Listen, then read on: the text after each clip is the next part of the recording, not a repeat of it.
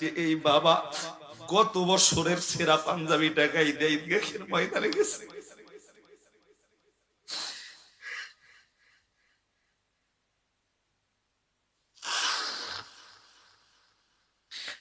বন্ধু,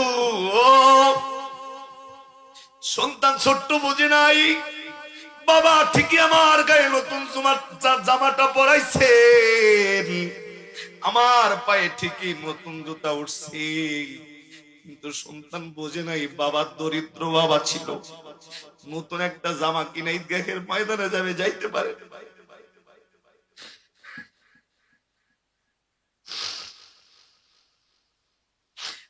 দরদের বাবা ছেঁড়া লুঙ্গি পইরা শিলায়া ঈদগাহের ময়দানে সন্তানদের হাতে করে নিয়ে যাইতো। বাবার পরনে যে জুতাটা ছিল, জুতাটাও 40 টাকার একটা জুতা।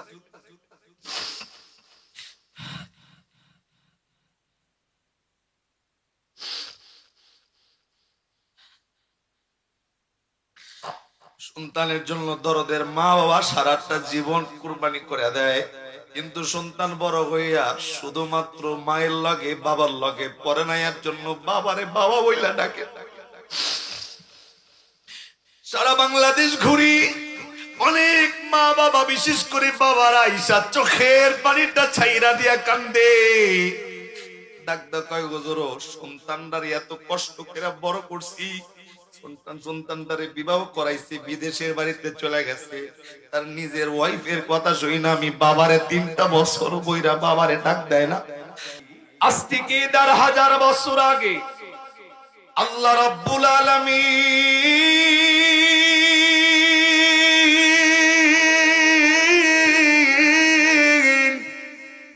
একটা পবিত্র কোরআনুল কারীম নাযিল কইরা দিয়া, এই পবিত্র কোরআনে আল্লাহ 30টা পারা 114টা সূরা আল্লাহ রাব্বুল আলামিন নাযিল করে। এই কোরআনের অন্যতম একটা সূরা, যেই সূরার নাম সূরাতুল বনী ইসরাঈল, আল্লাহ রাব্বুল আলামিন এই সূরাটা নাযিল করে। এই সূরাটা 15 নাম্বার পারার 3 নাম্বার পৃষ্ঠার এ বন্ধু 7 নাম্বার লাইনের আল্লাহ রাব্বুল আলামিন 23 নাম্বার আয়াতে আল্লাহ আজকের এই গোপালপুরের মানুষ সহ টাঙ্গাইল জেলার মানুষকে শুধু নয়, আল্লাহ তামাম বিশ্বের সকল মানুষদেরকে আল্লাহ ডেকে ডেকে ডাকদা বললেন, ওয়াকাদা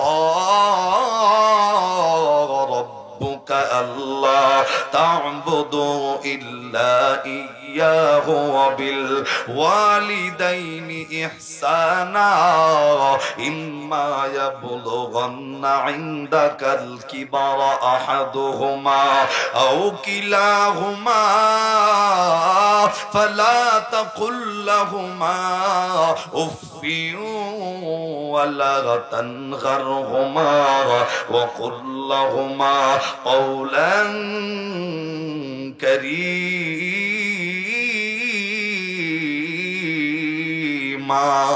একটু আওয়াজ করে কন্যা আল্লাহু আকবার। এ বন্ধু আল্লাহ রাব্বুল আলামিন ডাক দিয়া বললেন, মানুষরি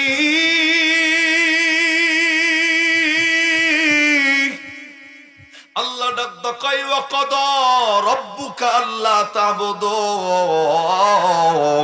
আল্লাহ রাব্বুল আলামিন ডাক দাকাই মানুষরে আমি আল্লাহ রাব্বুল আলামিন তোমাদেরকে সৃষ্টি করেছি, আমি আল্লাহ পাক রব্বুল আলামিনের ইবাদতের জন্য।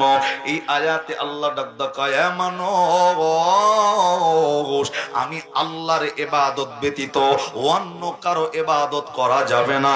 আমি আল্লাহ রাব্বুল আলামিন তোমাদেরকে জানাইলাম ওয়াকাদা রাব্বুকা আল্লাহ তা'বুদু, আল্লাহ ডাক দাকায় আমি আল্লাহর ইবাদত ব্যতীত অন্য কারো ইবাদত করা যাবে না।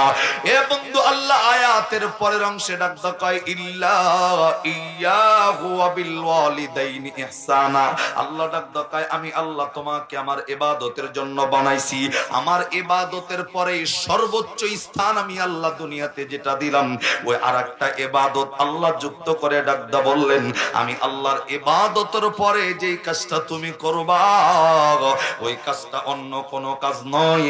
এ দুনিয়ার মানুষ, তোমার মা যদি থাকে জীবিত, তোমার বাবা তো যদি থাকে জীবিত, আল্লাহ ডাক দাকায় আমি আল্লাহর ইবাদত গুলা কইরা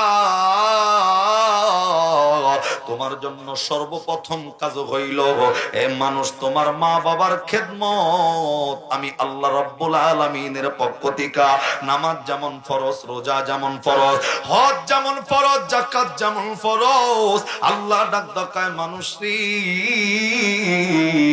আমি আল্লাহর ইবাদতের পরে আরেকটা ফরজ ইবাদত আমি আল্লাহ নিযুক্ত করেছি। ওই ইবাদতের নাম হইল নিজের মা বাবার খেদমত করার কথা কোরআনে বর্ণনা করে দিয়েছেন কে? আর একটু আওয়াজ করে বলেন না কে? এ বন্ধু, মা বাবার খেদমতের কথা বললে যুবকদের অন্তরের ভিতরে আলোচনাটা ভালো লাগবে না। আজকের এই টপিকটা যুবকের দিলের মধ্যে শান্তি লাগবে না। ভাববে হুজুর যুবকদের নিয়ে বয়ান করেন, কিন্তু বন্ধু আমি বলবো দুনিয়ার জমিনে যত বুজুর্গ দেখতেছেন, যত আল্লাহ ওয়ালা দেখতেছেন, যত জান্নাতি মানুষ দেখতেছেন, ইল্লা ইয়াহু ওয়া বিল ওয়ালিদাইনি ইহসানা, এই ইবাদতটা ব্যতীত কোন বান্দা বুজুর্গ হতে পারে নাই এবং কি কোন বান্দা আল্লাহর জান্নাতের আশা করতে পারে না। কথা কোন ঠিক কিনা? আল্লাহ রাব্বুল আলামিন ডাক দেয় গোপালপুরের মানুষ, এক নম্বরে আমি আল্লাহ জানাইলাম ওয়া কাদা রাব্বুকা আল্লা তা'বুদু, এ মানুষ আমি আল্লাহ তোমাদেরকে বানাইছি অন্য কোন কাজে নয়। আল্লাহ মানুষদেরকে সৃষ্টি করেছেন একমাত্র কার ইবাদতের জন্য। চিল্লায় জোরে কোন, আর একটু জোরে বলেন কার ইবাদত? আল্লাহ কিন্তু পবিত্র কোরআনে আর একটা আয়াত নাজিল করছেন, সূরাতুজ জারিয়ার 56 নম্বর আয়াত। আল্লাহ এই আয়াতেও কাদেরকে ইবাদতের জন্য ডেকেছেন? আল্লাহ ডাকদা বললেন ওয়ামা খালাকতুল জিন্না ওয়াল ইনসা ইল্লা লিয়াবুদুন।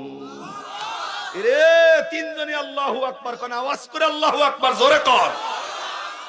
এখানে যারা আছেন আমি যদি বলি কে কে কোরআন পড়তে জানেন, আমি হাত তুললে দেখবো যেখানে 70+ মানুষ আছেন, 70% মানুষ কোরআন জানেন না, পড়তে জানেন না। অথচ আল্লাহ ডাক দেয় গোপালপুরের মানুষ, তোমার সামনে কেউ যদি কোরআন পড়ে তুমি জাস্ট মনোযোগ লাগায়া শুনবা। আল্লাহ ডাক দেয় আমি পড়লে যেই নাকি আপনি শুনলে যেই নাকি। এবং এই কোরআন শুনে আল্লাহু আকবারের আওয়াজ দিলে অসংখ্য পুরস্কার। 1 নাম্বার পুরস্কার বান্দার পিছনের সগীরা গুনাহ আল্লাহ মাফ করে দিবেন।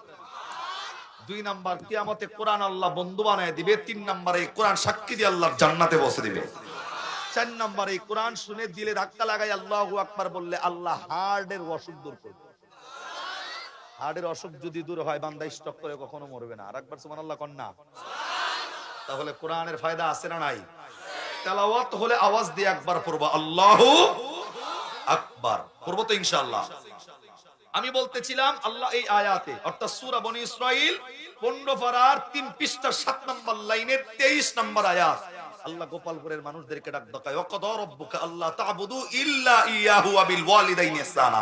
1 নম্বরে আল্লাহ ডাক দেয় মানুষ আমি আল্লাহর ইবাদত ব্যতীত অন্য কারো ইবাদত করা যাবে? অন্য কারো ইবাদত করা, অন্য কাউকে আল্লাহ মনে করা, অন্য কাউকে আল্লাহর সাথে সমকক্ষ মনে করা, এটার নাম হচ্ছে শিরক। এটার নাম কি? পৃথিবীতে যত গুনাহ আছে আপনি হয়তো জানেনই না শিরক কাকে বলা হয়।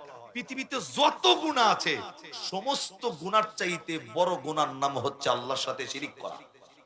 এখন আমাদের বাংলাদেশে শিরককারী বান্দা আছে না নাই? দেখুন শিরক কিভাবে হয় মানুষ জানেই না যে শিরক কিভাবে মানুষ করে। এই শিরকটা এভাবেও হতে পারে যে বান্দা অসুস্থ হয়ে গেছে, অসুস্থ হওয়ার পর বান্দা যখন অসুস্থ হবে ডাক্তারের কাছ থেকে ওষুধ খাইছে, ওষুধ খাওয়ার পর কিংবা আরব কবিরাজের কাছ থেকে তাবিজ নিছে, আর যদি জিগায় ভাই আপনার না অসুখ হয়েছিল সারলো কেমনে, ডাক দেয় হিন্দু কবিরাজের কাছ থেকে একটা তাবিজ নিছিলাম, এক তাবিজেই ভালো হয়ে গেছে। আছে না নাই? হিন্দু কবিরাজ আরে তাবিজ দিছে, এক তাবিজে হের অসুখ ভালো। তার মানে আল্লাহর উপর কোনো আস্থা নাই, যত আস্থা হিন্দু কবিরাজের তাবিজের উপর। কথা কন না খেলা? আরে হিন্দুরা ইবাদত করে কার? এই আল্লাহর বলে কর। হিন্দুরা কার ইবাদত করে? ভগবান। যখন কি বান? এই ভগবান এটা নিজে ভগবান বানায়, তাও নিজে হাত দিয়া ছান্না ছিন্না ভগবান বানায়।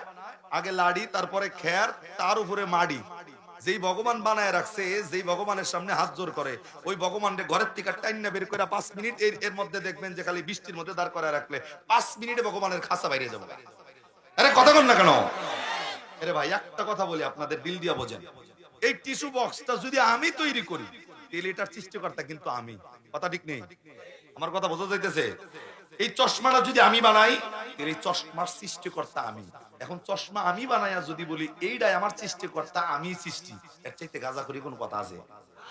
চশমা আমি বানাইছি মানে চশমার সৃষ্টিকর্তা আমি না? এখন যদি এটা বানাইয়া আমি এটারই যদি বলি এই যে আমার ভগবান, ভগবান জাফারও দিও, এবার নিজেই তো হাঁটতে পারে না, খাইতে পারে না, চলতে পারে না, কুত্তা পেশাব করলে তাড়ানোর ক্ষমতা নেই। এর কথা বল না কেন? আবু জেহেলের কথা শুনছেন জীবনে? আবু জেহেলের জামানার কথা কই।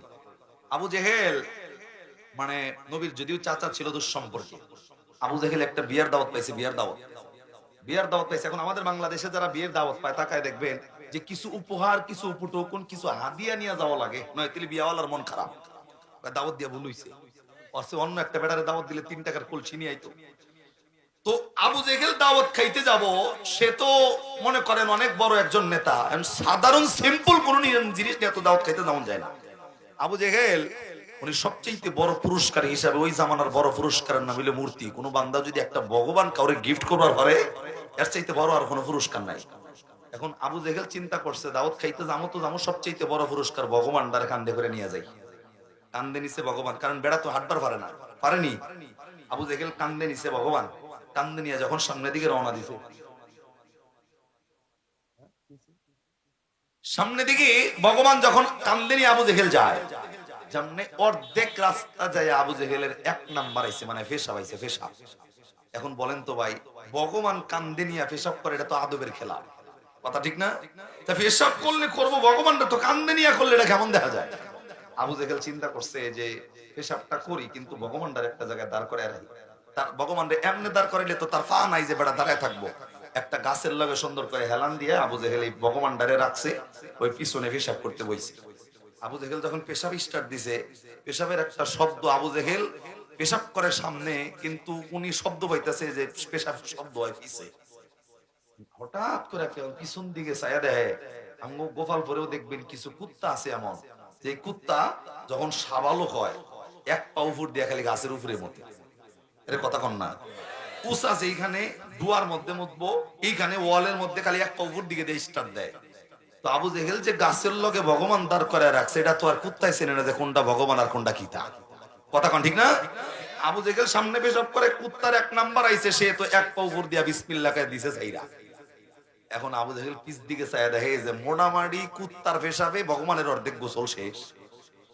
পিছন দিকে ঘুইরা এখন নিজের পেটটা ছাড়বো নাকি কুত্তা খেদাইবো বেড়াই বোঝে না। এখন পেশাবরত অবস্থায় পেশাব থামাই না যে কষ্ট, কিন্তু তারপরে ভগবানের ইজ্জত বাঁচাইতে নিজেরটা থামাইয়া বাড়ি বুড়ি দিয়ে কোনো মধ্যে উইডায় কুত্তা তাড়াইছে। কুত্তা তাড়ানোর পর এই আবু জেহেল ভগবানের চেহারার দিকে তাকায়া ভাবতেছে, কিতাবের আলোচনা, আবু জেহেল ভগবানের চেহারার দিকে তাকায় মনে মনে ভাবতেছিল, আরে ভগবান তগলিকে কি করি নাই, সাধারণ একটা কুত্তা মুখে পেশাব করে থেকে যায়, কুত্তা তাড়ানোর ক্ষমতা নাই তো, একটা কুত্তা পেশাব করে কুত্তা তাড়াই তারস না। এই আবু জেহেল হেদায়েত পাইতে নিয়ে পায় নাই, এই কথা চিন্তা করার পর মনে মনে ভাবছিল, ঠিক সেই সময় কুত্তা যখন তার ভগবানের উপর পেশাব করছে, আবু জেহেল মনে মনে চিন্তা করতেছিল, তাইলে আব্দুল্লাহর ছেলে নবী মুহাম্মদ যেই কালেমার দাওয়াত দেয়, যে আল্লাহর দাওয়াত দেয়, ওটাই কি সত্য, আমারটা কি মিথ্যা? অন্তত একবার সুবহানাল্লাহ কর না। আবু জেহেল চিন্তা করার পর আবার চিন্তা করছে, না, মুহাম্মদের ধর্ম যতই সত্য হোক, আমার বাপ দাদার কোনোভাবেই ছাড়ন যাইব না, ওয়াড্ডা ওয়াড্ডা থাকবো, আমারটা আমার পালন করানো, যতই কুত্তায় পেশাব থেকে। নাউজুবিল্লাহ। আবার কানেবা, এর জন্য আল্লাহ পবিত্র করে সূরা বাকারা 1 পারার 2 পৃষ্ঠার 4 নাম্বার লাইনে 7 নাম্বার আয়াতে আল্লাহ বলেন, খাতামাল্লাহু আলা কুলুবিহিম ওয়া আলা সামঈহিম ওয়া আলা আবসারিহিম গিশাওয়া ওয়া লাহুম আযাবুন আযীম। আল্লাহ ডাক ডাকায় গোপালপুরের মানুষ, কোন বান্দা হেদায়েত পাইবা আর কে পাইবা না, পৃথিবীর কেউ না জানলে জানে কে? হেদায়েতের মালিক এই যে মুরব্বীরা যারা বসে আছে, মুরব্বীরা নয়, হেদায়েতের মালিক হুজুর নয়, হেদায়েতের মালিক আমি বক্তা নয়, হেদায়েতের মালিকের নাম। মাহফিলে তো এলাকার বহু মানুষ বসতে পারতো, আল্লাহ যাদেরকে কবুল করছে তাদেরকে বসাইছে, যারা কবুল হয় নাই তারা বসতে পারে নাই। আবু জেহেলের হেদায়েত পাইতে নিয়ে পায় নাই, তো আমি ওটাও আলোচ্য বিষয় না। আল্লাহ বললেন, ওয়াকাদা রাব্বুকা আল্লা তা'বুদু এই মানুষ, আমি আল্লাহর ইবাদত ব্যতীত অন্য কারো ইবাদত করা যাবে না। এখন এই যে আমি বললাম যে সূরা জারিয়ার 56 নম্বর আয়াতে আল্লাহ বলছেন ওমা খলাকতুল জিন্না ওয়াল ইনসা ইল্লা লিয়াবুদুন। এই আল্লাহ এই আয়াতে ডাক দেয় আমি আল্লাহ শুধুমাত্র জিন এবং ইনসানকে আমি আল্লাহর ইবাদতের জন্য বানাইছি। এখন জিন তো আমরা চিনি, নাম শুনছি না জীবনে? এই কথা কন না, শুনছি? জিন যেগুলা চোখে দেখি না, আল্লাহ দুইটা জাতিকে ডাকছেন, একটা হলো জিন আর একটা হলো ইনসান। এখন জিন বাদ দেন, এখানে আমরা যারা বই রইছি আমগো নাম কি? সবাই কন, আবার কন। ইনসান শব্দের অর্থ হইলো মানুষ।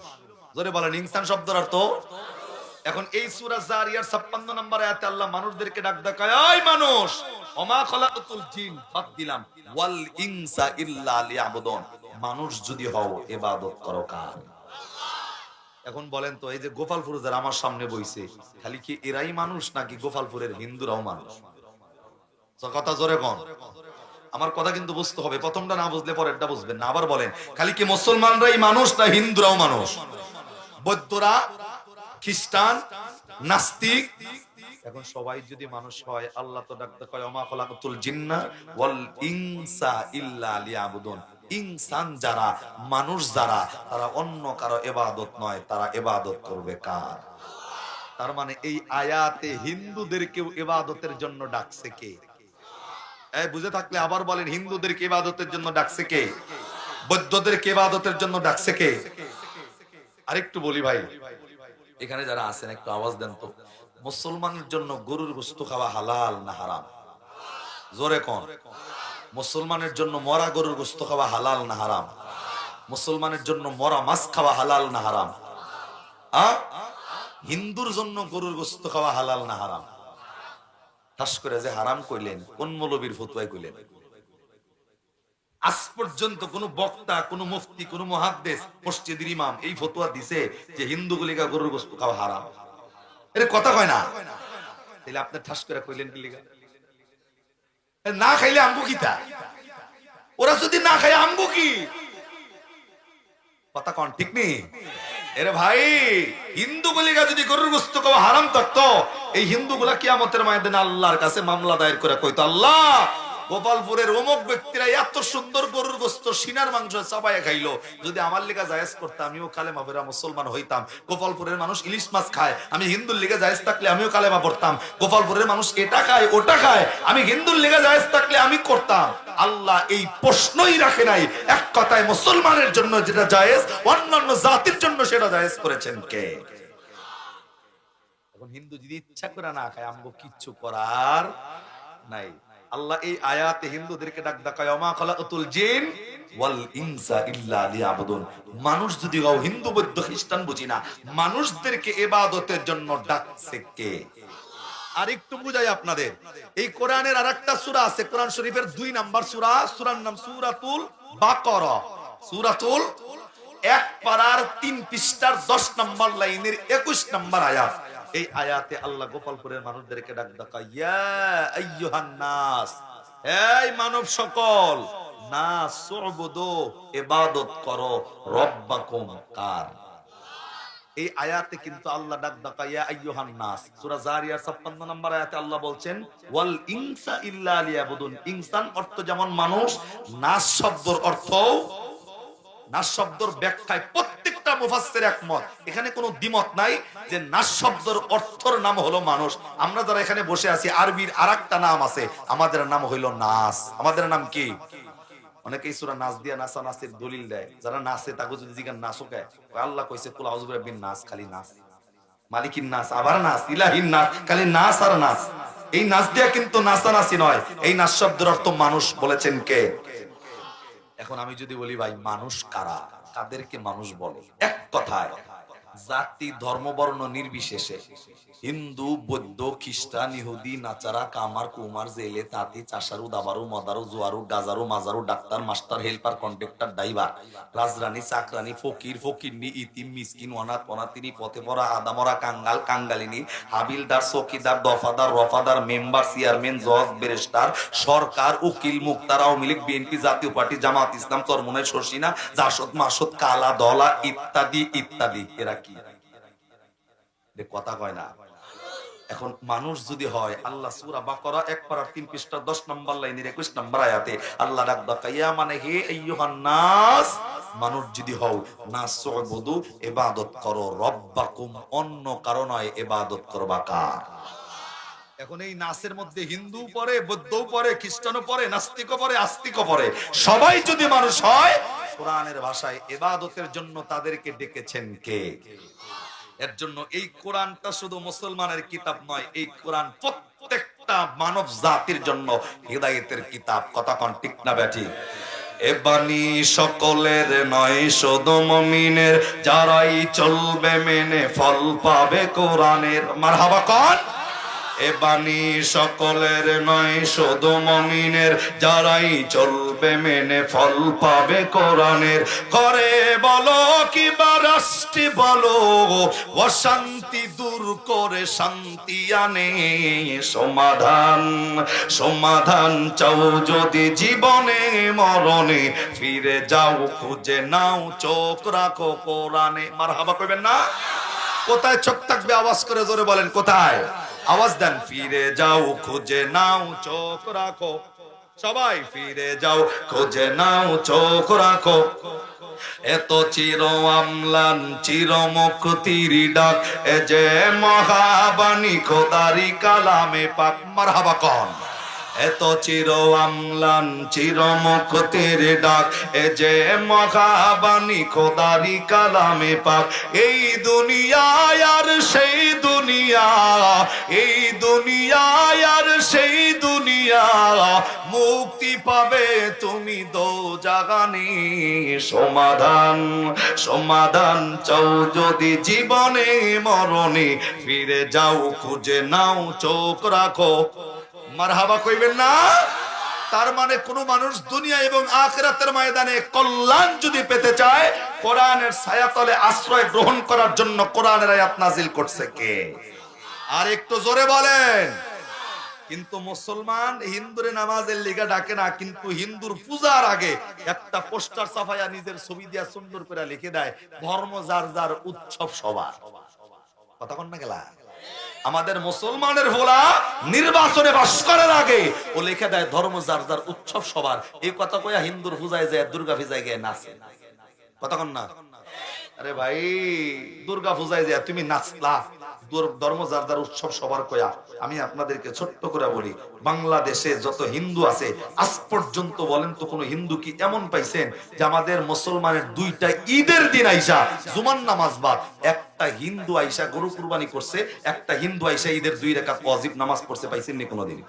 তো হিন্দু তার ধর্ম এত সম্মান করলো মিয়া, আর তুমি মুসলমান, যেই আমাদের জাতির পিতা পয়গম্বর ইব্রাহিম নবী এই মূর্তি ভাঙার অপরাধের কারণে 40 দিন পর্যন্ত আগুনে জ্বলতে হয়েছে তাকে, আর তুমি তার সন্তান হয়ে শুধুমাত্র চেয়ারের লোভে, ক্ষমতার লোভে তুমি ধর্ম যার যার উৎসব কবর সবার কয়া ওই ধর্ম ওই পূজার মধ্যে যে চিল্লাও, পূজার মধ্যে যে নাচো আর প্রসাদ খাও, বোঝা যাবে তুমি ইমানদারের ভাবদস্য দুনিয়ার লোভে তোমার ইমানে ভেজাল আছে, ভিতরে মুনাফিকি দিয়ে ভরা। কথা ঠিক না বেটে? কেননা কোন মোমেন ধর্ম যার যার উৎসব সবার কইয়া দুর্গা পূজায় গিয়ে নাচবার পারে না। কথা জোরে কর। এর জন্য বন্ধু, ইমানকে বিক্রি করা যাবে, হিন্দুর ধর্ম তারা পালন করবে, আমাদের কোনো নিষেধ নাই, কারণ তাদেরটা তারা পালন করবে, আমাদেরটা আমরা করব। তো আপনি মিয়া যায় ভাল ভাইরা ওইখানে কিল্লিগান আছেন, প্রসাদ খাওয়ার এত দান্দা কিল্লিগা আপনার? কথা কন না কেন? দুনিয়ার জমিনের ক্ষমতা তো 5 বছর, আর আল্লাহর কাছে অনন্তকালের জন্য থাকা লাগবে না? তো সেই জায়গায় কে আপনারা ধরা দিবে? এ বন্ধু, তাহলে বলেন ইবাদতের জন্য ডাকছে কে? আল্লাহর নাম অনেকে এখনো জবান খোলে না। আল্লাহ তুমি তাকে বাড়ি ঘর চেনো, যারা জবান খোলে না আওয়াজ করে ধরে বলেন ইবাদতের জন্য ডাকছে কে? এবার দিল লাগা। আমার ভাইরা, আল্লাহ রাব্বুল আলামিন ডাকদা বললেন মানুষরি,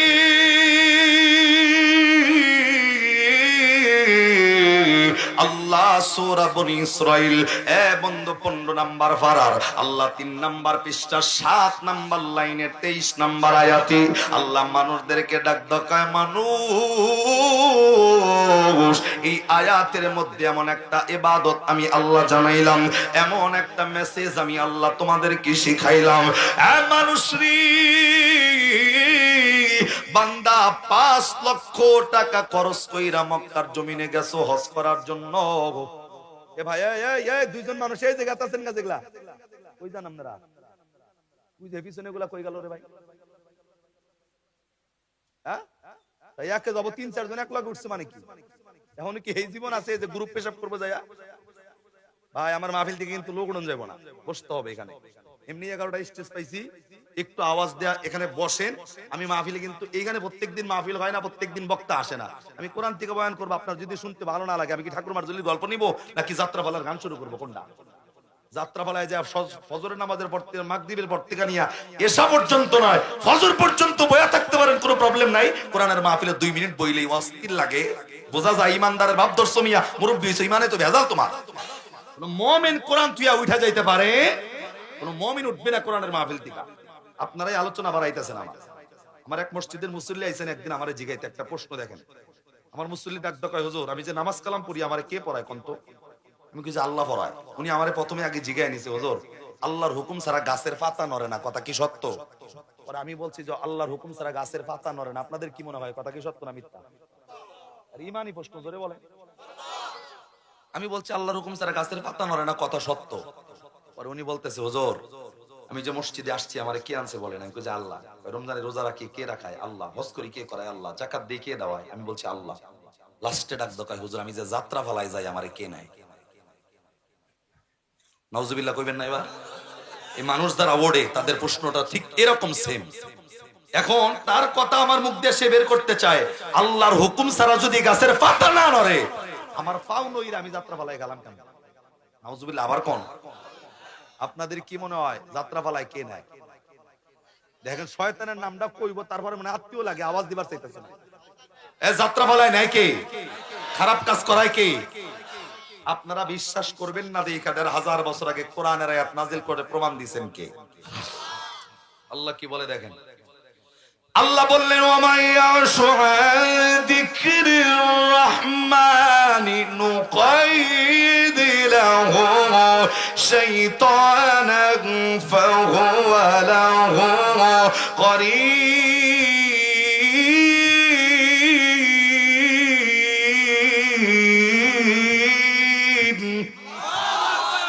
আল্লাহ ডাক দেয়, গোপালপুরের মানুষ, কোন মানুষ যদি আমি আল্লাহর হুকুমকে অমান্য করা, আমি আল্লাহর হুকুমকে তরক করলো, মানে আমি আল্লাহকে তাকে ডাকলাম বান্দা, আমি আল্লাহর বিদ্যাঙ্গুলি দেখায়া যখন আমি আল্লাহ থেকে দূরে চলে যায়, আমি আল্লাহ থেকে যখন মুখটা ফিরায় নেয়, আল্লাহ ডাক দেখা আমি আল্লাহ আর তার দিকে তাকায় থাকি না, ওই বান্দা আর আমার রহমতে চলে না, ওই বান্দার জন্য অভিভাবক নিযুক্ত হয়, নুকাইয়িদ লাহু শাইতানান ফাহুয়া লাহু করিন। আল্লাহ ডাক দেখায় সেই সময় তার অভিভাবক হয়, ওই অভিভাবকের নাম মিস্টার ইবলিস। কোরআনে জানাইছে কে? এখন মসজিদে আজান হচ্ছে কিন্তু আপনি চাষটলের কিরাম খেলা ছাড়েন নাই। আজানে কার নামে ডাকা হয়? জোরে বলেন। এখন আজান হইতেছে, আপনি বিড়ি ধরে যাইতেছেন চাষটলের দিকে, তার মানে বোঝা যাবে আল্লাহ আপনাকে ডাকে, আপনি আল্লাহর ডাকে সাড়া না দিয়ে আপনি চাষটলের দিকে চলে যান, মানে আল্লাহর বিদ্যাঙ্গুলি দেখায়া আপনি শয়তানের ইবাদতের জন্য চাষটলে বিড়ি ধরে চলে গেছেন। কথা বলেন। এই মাহফিলটা কোরআনের আলোচনা চলতেছে, কোন বান্দার যদি এই আলোচনা ভালো না লাগে, কোরআনের অন্য একটা আয়াত আছে, এই চা দিছে, আমি তো চা খাই না।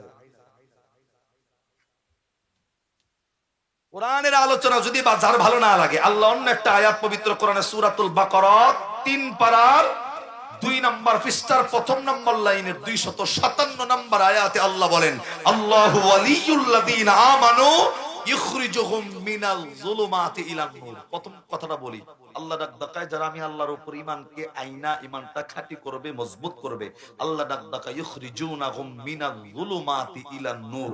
ওই বান্দার অন্তরে অন্ধকারই থাকলে আমি আল্লাহ কোরআনের আলো তার অন্তরে ঢুকায়া আমি আল্লাহ তাকে আলোতে টেনে বের করব।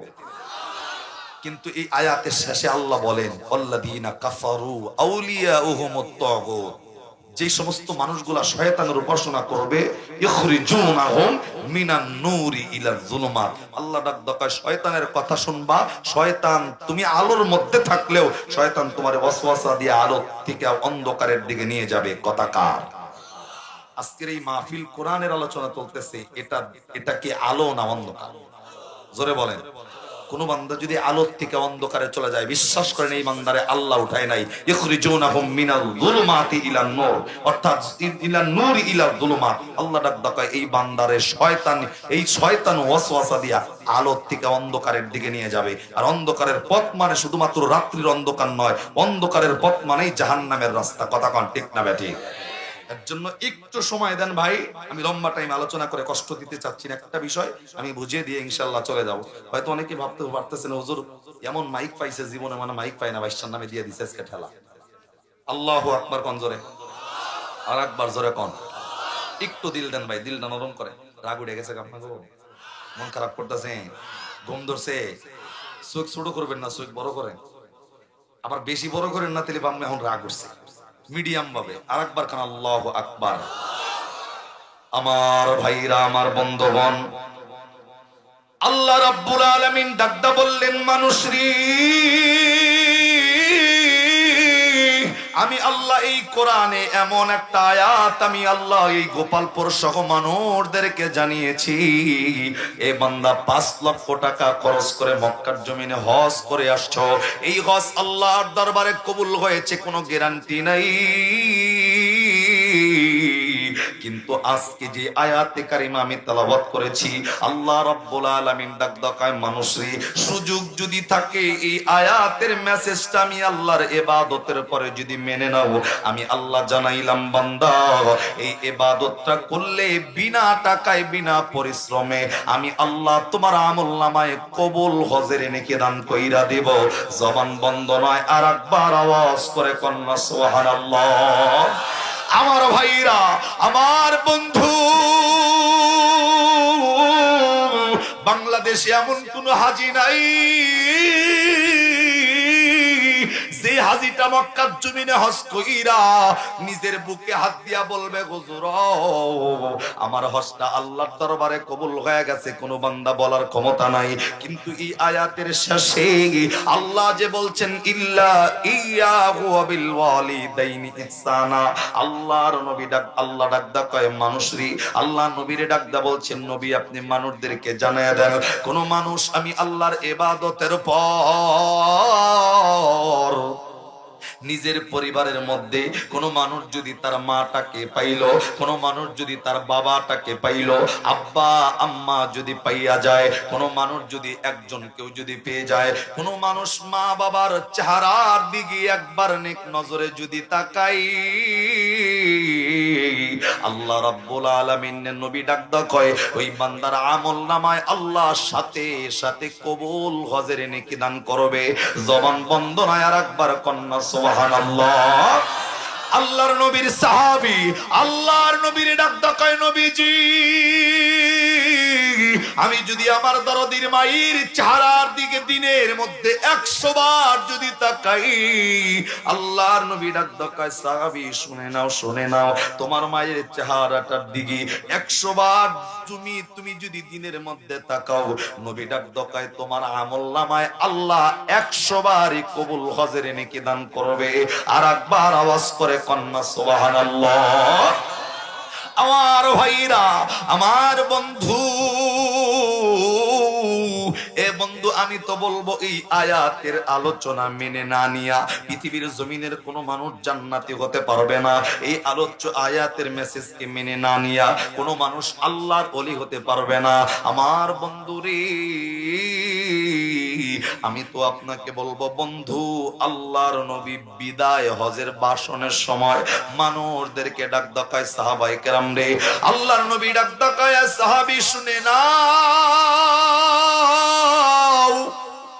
আল্লাহর নবীর সাহাবায়ে কেরাম নবীর চেহারার দিকে তাকানো, আল্লাহর নবী মনে হয় এমন কোন কথাটা বলবেন, বিশ্ব নবী সাহাবায়ে কেরাম রে ডাক দেয়, সাহাবী আমি নবী জিন্দেগিতে একটা আমল করতে পারি নাই, আমার কোন উম্মত আমার কোন সাহাবী যদি আমি নবী যে আমলটা করতে পারলাম না, আমার কোন উম্মত যদি সেই আমলটা হায়াতের জিন্দেগিতে করে, আমি নবী ওয়াদা দিয়া জানায়া দিলাম, আমি নবী প্রমিস করে জানায়া দিলাম, ওই আমলটা কোন উম্মত করলে আমি নবী ওই উম্মতের জান্নাতের জিম্মাদার হয়ে যাব। আমার ভাইরা, সাহাবায়ে কেরাম অবাক দৃষ্টি দিয়া নবীর চেহারার দিকে তাকানো। সাহাবায়ে কেরাম আমার নবীর চেহারার দিকে তাকাইয়া নবীর ডাক দেখায়, নবীজি জিন্দেগিতে এমন কোন আমল নাই এ নবী যেই আমলটা আপনি নবী করেন নাই। আল্লাহর নবীর সাহাবায়ে কেরাম তো সব জানে আমার নবী সব ইবাদত করার পরেও আল্লাহর নবী এশার নামাজের পর থেকে নিয়া ফজরের নামাজ পর্যন্ত সারাটা রাত নবী দাঁড়ায়া দাঁড়ায়া তাহাজ্জুদ পড়ছে, নফল পড়ছে। এ বন্ধু, আল্লাহর নবী তো ইবাদত ছাড়া কখনো থাকে নাই। অথচ ডাক দেখায় সাহাবী, আমি এমন একটা আমল করতে পারি নাই, কোন মানুষ যদি এই আমলটা করো আমি তার জান্নাতের জিম্মাদার হব। এ বন্ধু, নবী তো কোনোদিন আমল ছাড়া থাকে নাই। কিতাবের মধ্যে এসেছেন আল্লাহর নবী সারাটা রাত দাঁড়ায় থাইকা নামাজ পইরা আমার নবীর পা মোবারক পর্যন্ত ফুলে যাইত। এ বন্ধু, যেটা আসমানের ফেরেশতারা সইতে পারে নাই, আল্লাহ রাব্বুল আলামিন সহ্য করতে পারে নাই। নবী দাঁড়ায়া পা মোবারক পর্যন্ত ফুলে গেছে। আল্লাহ রাব্বুল আলামিন স্বয়ং নিজে আমার নবীর দাঁড়ানো অবস্থায় পা মোবারক খোলা দেখা আল্লাহ ডাকদা বলতেন, ইয়া আইয়ুহাল মুযাম্মিল কুমিল লাইলা ইল্লা কলিলা নিসফাহু আবিনকুস মিনহু কলিলা। আল্লাহ নবীরে ডাকদা কইতো, পয়গম্বর সারা রাত দাঁড়ায় তাইকা তো পাটা ফুলায় ফেলছেন, এ নবী একটু রেস্ট করেন, একটু বিশ্রাম নেন। এ বন্ধু, কিতাবের আলোচনায় আরো আসছি। এ বন্ধু, হযরত আয়েশা সিদ্দিকা নবীর নামাজ পড়া অবস্থায় দেখতো। এ বন্ধু, এমন ভাবে নবী নামাজে দাঁড়ায় যাইতেন, আয়েশা মনে করছে নবী সিজদা দিয়া হয়তো দুনিয়া থেকে বিদায় হয়ে গেছে। আল্লাহর নবীর কাছে আয়েশা এ বন্ধু আস্তে করে আঙ্গুলটা একটু নাড়া দেওয়ার পর আয়েশা নাড়া দিছেন, আল্লাহর নবী আঙ্গুলটা নাড়াইছে। আয়েশা বুঝতে পারছে নবী মরে নাই, কিন্তু নবীর পাটা যখন ফোলা, আল্লাহর ডাকে সাড়া দিয়া নবী যখন বিশ্রামের জন্য বসতো, আয়েশা সিদ্দিকা দৌড়াইয়া চোখের পানিটা ছাইরা নবীরে বলতেন, পয়গম্বর আপনি তো আখিরি জামানার নবী, এ নবী সারা রাত কেন দাঁড়ায় নামাজ পড়া লাগবে? এ নবী, আপনার তো জান্নাতের টেনশন নাই, আপনার তো জাহান্নামের টেনশন নাই, তারপরেও সারা রাত দাঁড়ায় কেন নবী আপনি নফল পড়েন বলেন না? আল্লাহর নবী চোখের পানিটা ছাইরা এ বন্ধু আয়েশা সিদ্দিকারে ডাক দেখায়, আয়েশা রে, আমি সারা রাত দাঁড়ায়া নফল পড়ি, তাহাজ্জুদ পড়ি, আমি আমার নিজের জন্য না, এই ইবাদতগুলা করি আমি আমার উম্মতের জন্য। জবান বন্ধ নয়, আরেকবার কন্যা সুবহানাল্লাহ। আয়েশা ডাক দেখায়, নবী কেমনে উম্মতের জন্য ইবাদত করেন বলেন না? আল্লাহর নবী ডাক দেখায়, আয়েশা শুনে নাও, কিয়ামতের ময়দানে আমি নবী মিজানের পাল্লার কাছে দাঁড়াবো। আমি যদি তাকাইয়া দেখি গোপালপুরের কোন মানুষের নেকির পাল্লার ওজনটা কম হয়ে গেছে, আমার উম্মত আমার সামনে জাহান্নামে যাবে, আমি নবী তো সহ্য করতে পারবো না। আমার ব্যক্তিগত আমল সেই উম্মতের পাল্লায় তুলবো, উম্মতের পাল্লাটা ভারী বানাইয়া আমি নবী আমার উম্মতের জান্নাতের ফয়সালা করে দিব। জবান বন্ধ নয়, আরেকবার আওয়াজ করে কন্যা সুবহানাল্লাহ। আমার বন্ধু, আল্লাহর নবী সারাটা জিন্দেগি ইবাদতের মধ্যে কাটাইছেন, এমন কোন ইবাদত নাই যেটা নবী করে নাই। অথচ সাহাবায়ে কেরামের সামনে নবী ডাক দেখায়, সাহাবী শুনে নাও, আমি নবী এমন একটা ইবাদত করি নাই, কোন মানুষ যদি এই ইবাদতটা করে আমি নবী তার জান্নাতের জিম্মাদার হব। সাহাবায়ে কেরাম অবাক হইয়া নবীর ডাক দেখায়, নবীজি বলেন না, এ পয়গম্বর আপনি জিন্দেগিতে কোন ইবাদতটা করেন নাই? আল্লাহর নবীর চোখে পানি চলে আসছে।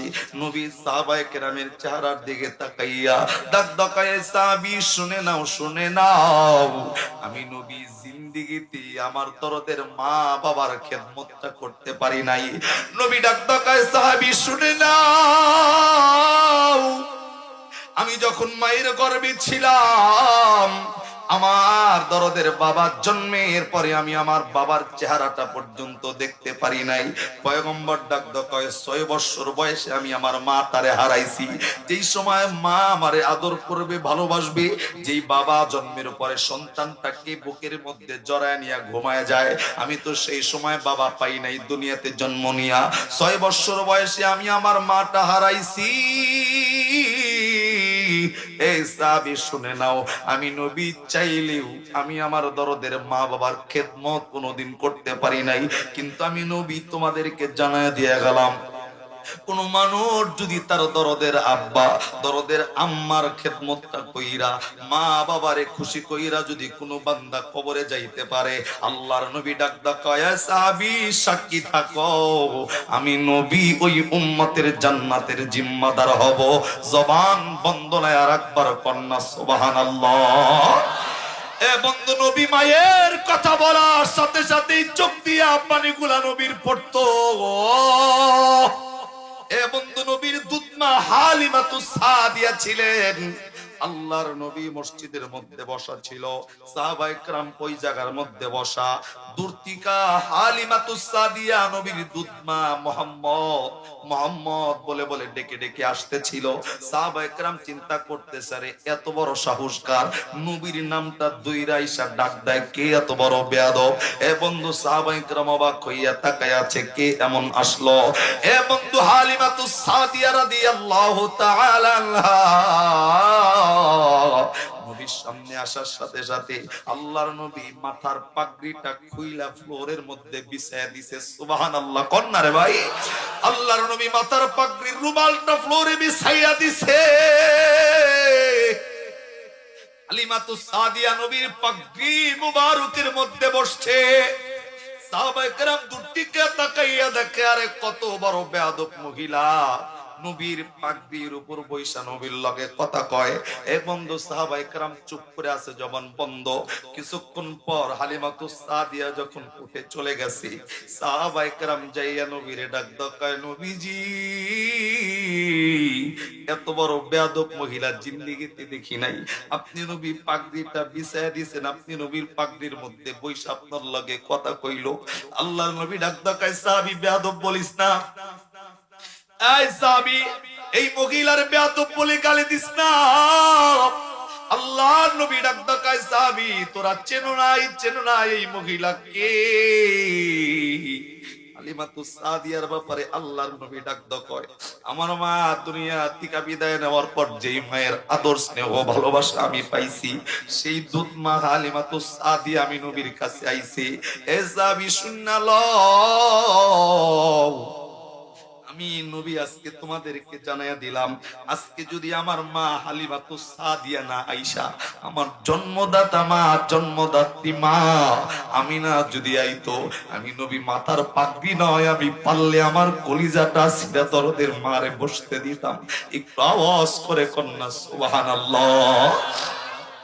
আমার ভাইরা, আল্লাহ নবী এর জন্য ডাক দিয়া বলছেন, মানুষ দুনিয়ার জমিনে কোন মানুষ যদি দরদের আব্বা আম্মারে খেদমত কইরা মা বাবারে খুশিটা করাইয়া যদি কবরে আইতে পারো, আমি নবী ওয়াদা দিয়া জানাইলাম তোর জান্নাতের জিম্মাদার আমি নবী হয়ে যাব। এ বন্ধু, আল্লাহর নবী নিজের মায়ের খেদমত করতে পারে নাই, বাবার খেদমত করতে পারে নাই। আল্লাহর নবীর কষ্ট দিলটা ভরা ছিল। এ বন্ধু, শুধু তাই নয়, আপনি গোপালপুর এলাকার ভিতরে তাকায় দেখবেন হাজারো যুবক, এমন যুবকের অভাব নাই যেই যুবক দরদের মায়ের লগে ঝগড়া কইরা, বাবার লগে ঝগড়া কইরা 3টা বছর 4টা বছর 5 বছর পর্যন্ত দরদের মারে মা বইলা ডাকে না, বাবারে বাবা বইলা ডাক দেয় না। এ বন্ধু, এমন সন্তান আমাদের গোপালপুর এলাকায়ও আছে না নাই? আমি বলবো বন্ধু,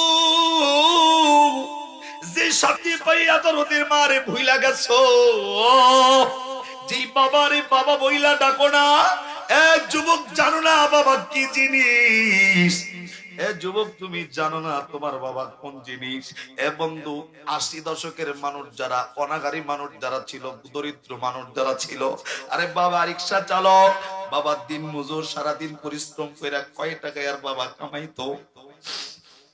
সন্তান এমন ছোট্টবেলা ঈদের দিন আসলে বায়না ধরছে বাবার কাছে, বাবা নতুন জুতা নতুন জামা কিনা না দিয়া কিন্তু ঈদগাহের ময়দানে কিন্তু যাব না। দরদের বাবা সন্তানের মুক্তি রক্ষা করার জন্য, এ বন্ধু সন্তানের এই কথা রক্ষা করার জন্য সারাদিন পরিশ্রম কইরা যে টাকা উপার্জন হইছে অন্যান্য সন্তানের সাথে নিজের সন্তানকে মিলায় নেওয়ার জন্য, এই দরদের বাবা সন্তানের জন্য সারাদিন পরিশ্রমের টাকা দিয়া নতুন জামাটা ঠিক কিনা দিছে। দরদের মারে দরদের সন্তানের পায়ের মধ্যে নতুন জুতাটা ঠিক কিনা দিছে। দরদের বাবা সন্তানকে সঙ্গে লইয়া ঈদের দিন ঈদগাহের ময়দানে আঙ্গুলটা দইরা হাইটা হাইটা ঈদগাহের ময়দানে যাইতো, কিন্তু সন্তান বোঝে নাই, সন্তানটা বোঝে নাই। দরদের বাবা ঠিকই আমার নতুন জামাটা কিনা দিছে, আমি খুশি। দরদের বাবা আমার নতুন জামা কিনা দিছে, জুতা কিনা দিছে, আমি খুশি। কিন্তু বাবার চেহারাটার দিকে সন্তান তাকায় দেখে নাই যে এই বাবা গত বছরের সেরা পাঞ্জাবি টাকাই দেয় ঈদগাহের ময়দানে গেছে।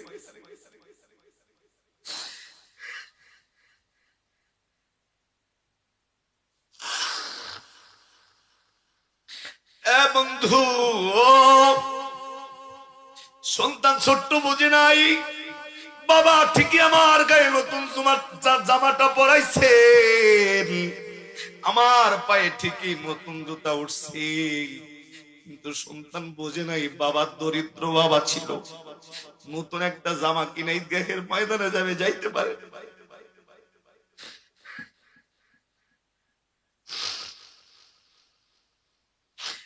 দরদের বাবা ছেঁড়া লুঙ্গি পইরা সিলায়া ঈদগাহের ময়দানে সন্তানদের হাতে করে নিয়ে যাইতো।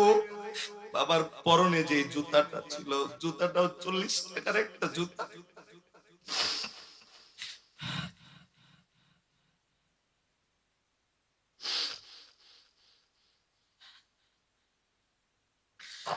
সন্তানের জন্য দরদের মা বাবা সারাটা জীবন কুরবানি করে দেয়, কিন্তু সন্তান বড় হইয়া শুধুমাত্র মায়ের লগে বাবার লগে পরে নাই এর জন্য বাবারে বাবা বইলা ডাকে।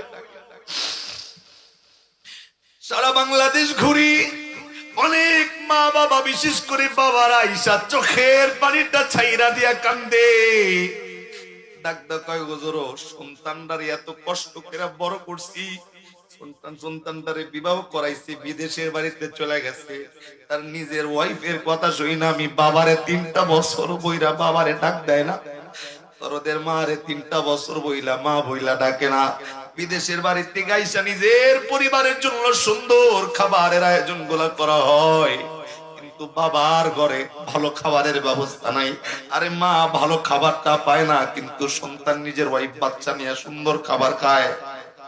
আমি তো বলবো বন্ধু এরকম সন্তান হাজার বার যদি মক্কার জমিনে হজ করে, হাজার বার যদি মক্কার জমিনে হজ করে, সারা রাত তাহাজ্জুদ কইরা জীবনটাকে যদি ভরায় দেয়, আল্লাহর কসম যেই সন্তানের উপর মা বাবা খুশি না, আল্লাহ রাব্বুল আলামিনের কথা অনুযায়ী এই বান্দার উপর আল্লাহ খুশি না, এই বান্দার কপালে জান্নাতের আশা করা যায় না। আমার বন্ধু আমি আপনাদেরকে বলবো, আল্লাহর নবী ডাকদা কয় মানুষ রে, দুনিয়ার জমিনে আল্লাহ ডাকদা বলছেন আল্লাহর ইবাদতের পরে ইল্লা ইয়াহু ওয়া বিল ওয়ালিদাইনি ইহসানা, দরদের মা বাবার খেদমত যারা করবে আল্লাহ রাব্বুল আলামিনের নবী তাদের জান্নাতের জিম্মাদার হয়ে যাবে। এ বন্ধু দুনিয়ার জমিনে এমন কোন বুজুর্গ নাই, এমন কোন আলেম নাই যে আলেমটা মা বাবারে কষ্ট দিয়ে আলেম হইছে, এমন কোন বুজুর্গ বান্দা নাই, ওলি নাই যে ওলি মা বাবারে কষ্ট দিয়ে আল্লাহর ওলি হইছে। আমার বন্ধুরে আমি বলবো দুনিয়ার জিন্দেগিতে আপনার ইবাদতের অভাব নাই। 100 মসজিদ আপনি নিজের টাকা দিয়া বানাইছেন, 100 মাদ্রাসা আপনি আপনার নিজের টাকা দিয়া বানাইছেন, এ বন্ধু আল্লাহর কসম, আপনার মা আপনার উপর নারাজ, আপনার বাবা আপনার উপর যদি নারাজ থাকে, 100 মসজিদ আপনারে ধরা দিবে না, 100 মাদ্রাসা আপনারে ধরা দিবে না।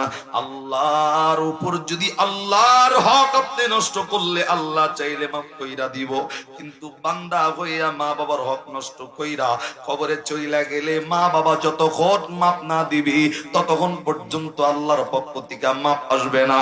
এ বন্ধু দিল লাগায় কথাগুলা শুনে যান। আমি আজকে গোপালপুরের যুবক ভাই যারা আছে, যারা মা বাবা জীবিত, আমি তাদের পায়ে হাত দিয়া বলবো, যদি বলেন হুজুর মুনাজাতের পরে পায়ে হাত দেওয়া লাগবে, আমি তাও দিতে রাজি আছি। যুবক তাকায় দেখবা, বাবার লগে যখন ঝগড়া হয়, এমন হয় না যে বাবার লগে সন্তানের ঝগড়া হয় না, হবে, এটা স্বাভাবিক, শয়তানের দোকায় পরে হয়ে যায়। কিন্তু আল্লাহর নবী ডাক দেয়, মা বাবার লগে সন্তানের যখন ঝগড়া হয়ে যাবে, তুমি বাবার লগে কথা কইতেছো, সেই সময় তোমার জবান দিয়ে এমন কথা বের হয়, তোমার বাবার জবান বন্ধ, তোমার বাবা আবার উত্তর করতে পারে না। তুমি ভাবো আমি আমার বাবার লগে কথা কইয়া জিতা গেলাম, আপনি এটা ভাবেন আমি আমার বাবারে কথা দিয়ে হারায় দিছি। আল্লাহর নবী ডাক দেয়, যুবক তুই তোর বাবারে হারাস নাই, এই মাঝখানে তুইও যেতোস নাই, শয়তান জিতা মাঝখানে হাততালি দিয়া বাবা এবং সন্তানের মধ্যে একটা ফাটল সৃষ্টি করে দিছে। মা বাবার লাগে ঝগড়া লাগলে সন্তানের মাঝখানে শয়তান দাঁড়ায় শুধুমাত্র ঝগড়াটা কেমনে বাড়ানো যায় এই চেষ্টা করে। বাবা যদি জিতা যায় সন্তানের লাগে, বাবাও মনে করবেন না যে আপনি জিতা গেছেন, বুঝতে হবে শয়তান জিতছে, আপনি আপনার সন্তানের লাগে সম্পূর্ণ সম্পর্ক ছিন্ন করছেন। আমি বলবো বন্ধু, দরদের বাবার লাগে অপরাধ হয়ে গেছে, আজকের পরে সকালটা হয়ে যাওয়ার আগে কিংবা রাত্রিবেলায় যায় মারে কষ্ট দিয়া কথা কইছিলে, বাবারে কষ্ট দিয়া কথা বলছিলে, আমি বলবো যুবক পায়েটা হাত দিবা, মায়ের বাবার পায়ের মধ্যে হাত দিয়া বাবারে বলবা, বাবা গো আমি পিছনের জিন্দেগিতে যা করছিলাম অন্যায় ছিল, বলছিল গো, আল্লাহর কসম বাবারে হাত ধরবেন, যদি মাফ না করে পাটা বুকের মধ্যে জড়ায় ধইরা বাবারের দাইকা চোখের পানিটা ছাইরা দিবেন। পৃথিবীতে এমন কোন বাবা নাই সন্তানের চোখের পানি দেইকা সন্তানকে মাফ করে দিব না। কিন্তু বন্ধু তুমি তোমার বাবার পায়ে হাত দিলে ইজ্জত কইমা যাব না, মায়ের পায়ে হাত দিলে ইজ্জত কইমা যাইব না। কিন্তু যুবক তুমি যদি তোমার মা তারে বেজার কইরা কবরে চলে যাও, বাবাটা বেজার হয়ে যদি কবরে চলে যাও, আল্লাহর কসম অনন্তকালের জন্য জাহান্নামের আগুনে জ্বলতে হবে। আমি তো বলি এই আয়াতের ব্যাখ্যা হয়তো এই কথাই ওলামায়ে কেরাম আমার আলোচনার ব্যতিক্রমিতা খুঁজতে পারে। আমি বলি বন্ধু 5 ওয়াক্ত নামাজের মধ্যে বান্দার 4 ওয়াক্ত নামাজ হইছে, 5 ওয়াক্ত করবার পারে নাই। কিন্তু এই যুবক তার মা তার উপর খুশি ছিল, তার বাবা তার উপর খুশি ছিল, আল্লাহ 1 ওয়াক্ত নামাজের গুনাহ মাফ কইরা দেব। মা বাবা যদি খুশি থাকে, মা বাবার খুশিতে আল্লাহ যুবককে জান্নাতের মেহমান বানায় দিবি। আমার বন্ধু আজ থেকে 1000 বছর আগে আল্লাহর নবী আখির জামানার পয়গম্বর,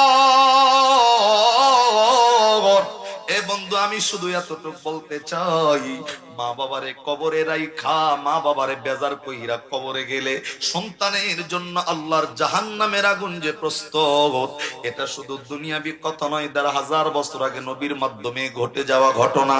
আল্লাহর পয়গম্বর আখির জামানার নবী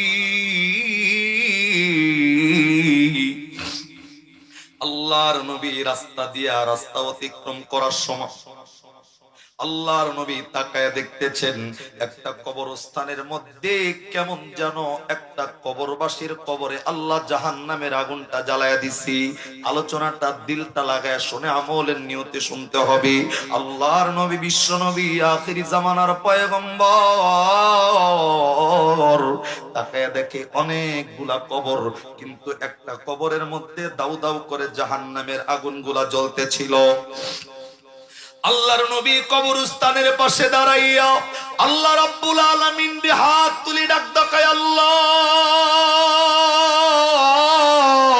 আমি জানি না এই বান্দা হায়াতের জিন্দেগিতে কোন অপরাধটা কইরা কবরের মধ্যে ঢুকছি, আল্লাহ আপনি আমি নবীর দোয়াটা কবুল কইরা এই কবরবাসীর আযাব আপনি মাফ কইরা কবরটাকে জান্নাতের মেহমান বানায়া দেন। জবান বন্ধ নয়, আওয়াজ করে কন্যা সুবহানাল্লাহ। আমার বন্ধু আল্লাহর নবী কবরবাসীর আযাবের জন্য হাত তুইলা মাপ চাইছে, অথচ আল্লাহ আমার নবীরে ডাক দেয়, নবীজি কার জন্য হাত তুইলা দোয়া করতেছেন? এ নবী, সব কবরবাসীর জন্য আপনার দোয়াটা কবুল হইলেও আজকে এই কবরে যার জাহান্নামের আগুন জ্বলতেছেন, এই দোয়াটা আপনি নবীর জন্য, আপনি নবীর দোয়াটাই বান্দার জন্য আমি আল্লাহ কবুল করতে পারি না। এ নবী, আপনি হাতটা নামায় দেন। এই বন্ধু, আখির জামানার পয়গম্বরের দোয়া আল্লাহ ফেরত দিছেন, আপনার আমার নবীর দোয়া আল্লাহ ফেরত দিছেন। আল্লাহ ডাক ডাকায়, নবী হাত নামাইয়া দেন। এই বান্দার কবরের আযাবের জন্য আপনি নবীর দোয়াটা কবুল হবে না। আল্লাহর নবী আল্লাহরে ডাক ডাকায়, মাবুদ আল্লাহ, আমি নবীর দোয়াটা আল্লাহ কেন ফেরত দিবা? এ বন্ধু, জিন্দেগিতে কিন্তু আমার নবীর দোয়া আল্লাহ ফেরত দেয় নাই। আর একটা জায়গায় নবীর দোয়া আল্লাহ ফেরত দিচ্ছেন। নবীর চাচা আবু তালিবের কবরের পাশে যায় নবী দোয়া করছিল, আল্লাহ সেই সময় নবীর দোয়াটা ফেরত দিছি। তাছাড়া নবী দোয়া করার সাথে সাথে দোয়া কবুল হয়ে যাইতো। এ বন্ধু, নবী দোয়া করছেন আবু জেহেল ওমরের জন্য, আল্লাহ দুইজনের একজনকে মুসলমান বানাও। আল্লাহ ওমরের জন্য দোয়াটা কবুল কইরা ওমরকে ইসলামের জন্য কবুল করছে। আমার নবী দোয়া করছিলেন আবু হুরায়রার মায়ের জন্য, আমি সেই দিকেও যাব না। আবু হুরায়রার মায়ের জন্য আল্লাহর নবীর দোয়া আল্লাহ কবুল করছেন। কিন্তু কবরবাসীতে যে বান্দা ঘুমায়, এই বান্দার জন্য আল্লাহ দোয়া করেন। আল্লাহ না, আল্লাহ কেন আমার দোয়াটা কবুল হবে না? এই কবরের মধ্যে কোন বান্দা ঘুমাইছে যার জন্য আমার দোয়াটা কবুল হবে না? আল্লাহ রাব্বুল আলামিন ডাক দেয়, নবীজি এই কবরবাসীর মধ্যে এমন একটা বান্দা ঘুমায় গেছে, যেই বান্দা দুনিয়া থেকে কবরের জিন্দেগিতে আসার আগে তার একমাত্র মায়ের লগে খারাপ আচরণটা কইরা, এই মায়ের লগে অত্যাচার কইরা এই বান্দা দুনিয়া থেকে বিদায় নিছেন। এই দরদের সন্তান তার মায়ের কাছ থেকে মৃত্যুর আগে মাপ নিয়ে কবরে আসতে পারে নাই। এ নবী, ওর মা ওর উপর নারাজ, এর জন্য আমি আল্লাহ এই বান্দার কবরের মধ্যে জাহান্নামের আগুন জ্বালায়া দিছি। জবান বন্ধ নয়, আওয়াজ করে কন্না নাউযুবিল্লাহ। আল্লাহ রাব্বুল আলামিনের নবী হাতটা নামাইয়া দিছেন। আল্লাহর নবী হাতটা নামাইয়া, এ বন্ধু, ওই কবরস্থানের মধ্যে যতগুলা কবরবাসী ছিল প্রত্যেকটা কবরবাসীর গার্ডিয়ানদেরকে আমার নবী ডাকছে। আর এই কবরস্থানে কার কোন ব্যক্তি ঘুমায়া গেছে, গার্জিয়ান কে কে আছো, সবাই কবরের পাশে এসে দাঁড়ায় যাও। এ বন্ধু, সমস্ত কবরের পাশে আইসা সমস্ত গার্জিয়ান গইলা আইসা দাঁড়ায় গেল। কিন্তু বন্ধু, যে কবরে জাহান্নামের আগুন জ্বলতেছে, এই কবরের মধ্যে দাঁড়ানো কোনো গার্জিয়ান দেখা যায় না। আল্লাহর নবী শুধুমাত্র এই কবরটার দিকেই তাকানো, আর এই কবরের মানুষটা কই, এই কবরের কি কোনো গার্জিয়ান নাই? এ বন্ধু, বিশ্ব নবী তাকায় আছেন। অনেকক্ষণ পর নবী তাকাইয়া দেখেন একেবারে একজন বৃদ্ধ মহিলা লাঠিতে ভর করে করে আস্তে আস্তে করে ওই কবরস্থানের পাশে এসে দাঁড়ায় গেছে। জবান বন্ধ নয়, আওয়াজ করে কন্যা সুবহানাল্লাহ। আল্লাহর নবীর সামনে ওই বৃদ্ধ মহিলা কবরের পাশে দাঁড়ানো। আল্লাহর নবী মহিলারে ডাক দিয়া বললেন, মা গো, এ মা, আমি জানতে চাই এই কবরস্থানের মধ্যে আপনার কি ঘুমায়? এই মহিলা ডাক দেয়, হুজুর, এই কবরস্থানে আমার আত্মীয় স্বজনের মধ্যে অন্য কেউ নয়। এই কবরস্থানে আমার একমাত্র কলিজার টুকরা সন্তান ঘুমাইছে। আল্লাহর নবী ডাক দেয়, মা গো, আপনি সন্তানের জন্য একটু আল্লাহর কাছে দোয়া করেন, আল্লাহ পাক রব্বুল আলামিন যেন আপনার এই সন্তানের কবরটা মাফ কইরা জান্নাত বানায়া দেয়। এ বন্ধু, মহিলা নবীর সামনে আল্লাহর কাছে হাতটা বাড়াইয়া আল্লাহর ডাক দেয়, আল্লাহ, এ মাবুদ, আমার সন্তানের কবরে নাকি জাহান্নামের আগুন জ্বালাইছো, নবী কই? আল্লাহ আমি তোমার কাছে আরো দোয়া করি, আল্লাহ আমার দোয়াটা কবুল কইরা আমার সন্তানের কবরের ভিতরে জাহান্নামের আগুনটা আরো বাড়ায়া দাও, আরো বাড়ায়া দাও। আওয়াজ করে কন্যা নাউজুবিল্লাহ। আল্লাহর নবী অবাক হইয়া ডাক দাও, কয় মা গো, আমি কইলাম তোমার সন্তান জাহান্নামের আগুনে জ্বলতেছে, সন্তানের কবরের আযাব মাপ চাওয়ার জন্য দোয়া করতে বলছি, তুমি দোয়া করলা না, বরং উল্টা জাহান্নামের আগুনটাকে বাড়াইয়া দিতে বলো। মা গো কেন? এ বন্ধু মহিলা চোখের পানি ছাইরা কথা কইতে পারে না। আল্লাহ নবীর ডাক দাও, কয় নবীজি, আমার কলিজার টুকরা সন্তান আমার জিন্দেগিতে থাকা অবস্থায় এতটা যন্ত্রণা, এতটা কষ্ট আমি দরদের মারে দিছি, আমার সন্তানের দেওয়া কষ্ট আমি মা বলতে পারি নাই, আমার সন্তানের দেওয়া আঘাত আমি মা বলতে পারি নাই। এমন হয়েছে আমার সন্তান আমার শরীরের গায়ে হাত তুলছে, এ পয়গম্বর আমি শক্তি দিয়ে আমার সন্তানের লগে পারি নাই, আমি কথা দিয়ে আমার সন্তানকে আঘাত দেই নাই, আমি একটা হাতের দ্বারা আমার সন্তানকে আঘাত করি নাই, আমি জানি আমার সন্তান আমার লগে খারাপ আচরণ করছে, আমার শরীরে হাত তুলছে, আমি আমার সন্তানকে আঘাত দেই নাই, এই বিচারটা এলাকার মাতব্বররে দেই নাই, এই বিচারটা এলাকার মেম্বাররে দেই নাই, এই বিচার এলাকার চেয়ারম্যানের কাছ পর্যন্ত আমি দেই নাই। আমার সন্তানের আঘাত আমি সইতে না পাইরা আমার কাপড়ের আঁচলটা উঠাইয়া আল্লাহর কাছে বিচার দিয়া রাখছিলাম, মালিক আমি আমার সন্তানের লগে পারি না, আমার সন্তান আমার লগে যেই পরিমাণ খারাপ আচরণ করে, আল্লাহ আমার সন্তান আমাকে যেই পরিমাণ কষ্ট দেয়, এ মালিক আল্লাহ এই বিচার দুনিয়ার মানুষরে দিলাম না, তোমার কাছে বিচার দিয়া রাখলাম, আল্লাহ তুমি আমার সন্তানের বিচারটা নিজ হাতে করে নিও। এ বন্ধু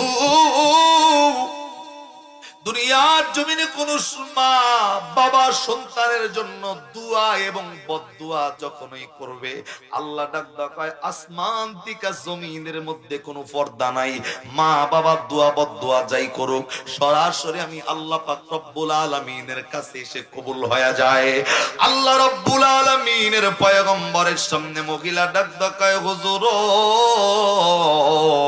আমি আমার সন্তানের বিচারটা আল্লাহর কাছে দিয়া রাখছি, এ হুজুর আজও পর্যন্ত কষ্টের কথা ভুলি নাই, এখনো কষ্টের কথা মনে হয়ে চোখে পানি চলে আসি, এর জন্য আমার সন্তানের কবরটা জাহান্নামের আগুন আল্লাহকে আরো বাড়াইতে বলছি। এ বন্ধু আপনার আমার দয়ার নবী, মায়ার নবী, রহমতের নবী, উম্মতের কষ্ট তো আল্লাহর নবী সহ্য করার মতো পয়গম্বর নয়, আল্লাহর নবী তো উম্মতরে জাহান্নামে রাইখা নবী আনন্দ আরাম আয়েশ করবে জান্নাতের ভিতরে যায়, আপনার আমার নবী তো সেটা নয়, উম্মতের কবরে জাহান্নামের আগুন। আল্লাহর নবী আবার আল্লাহর কাছে হাত বাড়াইছে, আল্লাহরে ডাক দাও, কয় মাবুদ আমি দোয়া চাইলাম, দোয়া করি এই কবরবাসীর আযাবকে মাফ করে দেওয়ার জন্য নয়, এ পয়গম্বর আল্লাহর কাছে দোয়া করে, আল্লাহ আমি আর একটা বার হাত বাড়াইয়া দিলাম, এ মালিক আমি যেমনে আমার চোখ দিয়া এই কবরের জাহান্নামের আগুনটা দেখতেছি, আল্লাহ আমার নবীর দোয়াটা কবুল কইরা এই দরদের মার চোখটা আমার চোখের মতো পাওয়ারটা খুলে দাও, এই মহিলাটা যেন তার সন্তানের কবরের আযাবটা দেখতে পারে। আল্লাহ ডাক দাও, কালা ইন্নাকা মিনাল মুনজিরিন। এ বন্ধুর সাথে সাথে নবীর দোয়াটা কবুল হয়ে গেছে। আল্লাহর পয়গম্বর দোয়া করার সাথে সাথে দোয়া যখন কবুল হইয়া গেছে, এই বন্ধু বৃদ্ধ মহিলার চোখের পাওয়ারটা নবীর চোখের পাওয়ারের মতো কবরের আযাবটা দেখার জন্য হয়ে গেছে। এই মহিলা মাত্র সন্তানের কবরের দিকে তাকাইয়া দেখে সন্তানটা জাহান্নামের আগুন থেকে চিৎকার করে করে মারে ডাক দেয়, আল্লাহর বান্দা মারে ডাক দিতেছেন, মাগো দুনিয়াতে বুইজা না বুইজা তুমি মারে আমি কষ্ট দিয়ে আজকে কবরে আইছি, এ মাগো শয়তানের দোকায় পইরা কষ্ট দিছি মা, এ মাতার কলিজায় আঘাত দিয়ে আজকে আমি কবরের জিন্দেগিতে আসার পর আল্লাহ রাব্বুল আলামিন আমার সাথে ভালো আচরণ করে নাই, আমাকে আল্লাহ জাহান্নামের আগুনে জ্বালায়া দিছে গো মা। এ মা গো, আমি এ মা আমারে তাকায় দেখ, আমি জাহান্নামের আগুন তো সহ্য করতে পারি না। আল্লাহর বান্দা চিৎকার করে করে কবর থেকে যখন আল্লাহর বান্দিকে মাকে ডাক দিতেছিল, এ বন্ধু দরদের মায়ের কলিজাটা, মায়ের মনটা এতটাই সন্তানের জন্য নরম থাকে, সন্তান যতই আঘাত দিক আবার ঘুইরা উল্টা যায় মারে মা বইলা ডাক দিলে মা পিছনে সব ব্যথাটা ভুলা যায়। এরে দরদের সন্তান জাহান্নামের আগুনে হাউমাউ করে চিৎকার, এ নবী আল্লাহর কাছে আপনি একটু দোয়া করেন, আল্লাহ যেন আমার সন্তানের কবরের আযাবটা মাফ করে। নিজের মা মাফ করে দেওয়ার সাথে সাথে আল্লাহ নবী হাত বাড়ানোর আগেই আল্লাহ নবীরে ডাক দেয়, নবী আর হাত তোলার প্রয়োজন নাই, ওর মা ওর সন্তানরে মাফ কইরা দিছে নবী, আমি আল্লাহ মাফ কইরা ওর কবরটা জান্নাতের বাগান বানায়া দিব। আর একটু আওয়াজ করে কন্যা সুবহানাল্লাহ। এ বন্ধু, আল্লাহ এর জন্য পবিত্র কোরআনে সূরাতুল বনী ইসরাঈল 15 নম্বর পারা 3 নম্বর পৃষ্ঠা 7 নম্বর লাইনে 23 নম্বর আয়াত আল্লাহ ডাক কয়, ওয়া ক্বাদা রাব্বুকা আল্লা তা'বুদু ইল্লা ইয়াহু ওয়া বিল ওয়ালিদাইনি ইহসানা। আল্লাহ ডাক কয়, মানুষ আমি আল্লাহর ইবাদত ব্যতীত অন্য কারো ইবাদত করবা না, ইল্লা ইয়াহু ওয়া বিল ওয়ালিদাইনি ইহসানা। মা বাবা থাকলে এই মা বাবার সাথে উত্তম আচরণ কইরা বান্দা যদি কবরের ভিতরে ঢোকো, নবীর ওয়াদা অনুযায়ী মা বাবা খুশি হইয়া গেলে ওই উম্মতের জান্নাতের জিম্মাদার নবী নিজে হয়ে যাবে।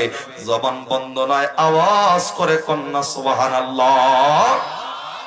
এ বন্ধু, এখানে আমরা যারা বসছি, আব্বা আম্মা যাদের আছে এবং নাই, নিজের সন্তানও যাদের আছে, এ বন্ধু এই আলোচনাটা মানুষের কাছে প্রকাশ করব।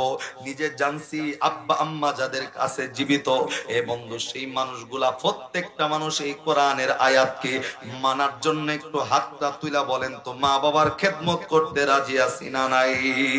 আরে আওয়াজ দিয়া জোরে বলেন, আছি না নাই? আরে যেই মায়ের খেদমত করলে, হাত সোজা করেন, যেই মায়ের খেদমত করলে, বাবার খেদমত করলে নবী জান্নাতের জিম্মাদার হবে। এ বন্ধু, অন্যায় হইছে জানি আমি, আমার বাবার লগে অন্যায় করছি, মায়ের লগে অন্যায় করছি আমি জানি, আরে সব ভুলা যান, সব ভুলা আজকে থেকে ওয়াদাবদ্ধ হওয়া লাগবে। নিজের মা বাবার লগে ভালো আচরণ করব, মা বাবারে খুশি কইরা কবরে যাব। রাজি আছি না ইনশাআল্লাহ? জোরে কর না কেন? আওয়াজ করে জোরে বলেন ইনশাআল্লাহ।